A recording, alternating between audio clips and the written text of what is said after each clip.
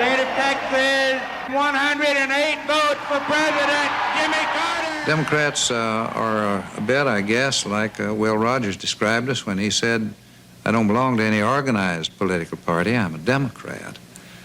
We don't have any credentials that you have to prove yourself to be. You don't have to have a pedigree. We are a diverse and heterogeneous group of people. We have the liberal wing, we have the conservative wing, we have moderates, and even within those wings, we have differences of opinion on different issues. It's important to have differences. I am a Democrat because I think it's a party that respects differences and is broad enough to include those differences. And I think we are a more vibrant party. All the way back to Thomas Jefferson, the Democrats have been more vibrant, more tuned to the real needs of the people. No wonder, then, that every 4 years, it's the Republicans who must become the friends of working people, of old people, of poor people. They need the votes. They reject the principle of the greater good for the greater number, which is the cornerstone of democratic American government. We are a traditional party of doing.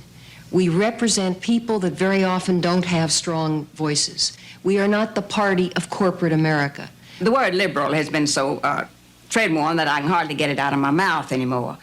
But we're a hopeful party and a determined party, and we've come a long way, this country has, in making some of our inequalities more just. Our housing bill last year for the elderly, that won't do the job, but it will begin. When we retrain workers, that won't take care of unemployment chronically in some areas, but it's a start. We aren't able overnight to solve all the problems that this country faces. But is that any good reason why we should say, let's not even try? That's what we're going to do today. We are trying. We are trying. No leader can solve all of the complex, impossible problems in this world, and no leader's ever going to. When people say, well, there isn't any way to go, or there isn't a dime's worth of difference, that's wrong. There is a great deal difference. I have seen the difference. I have seen the increase in money that has come with the various programs. The grants and aids to states and localities has increased by 25%.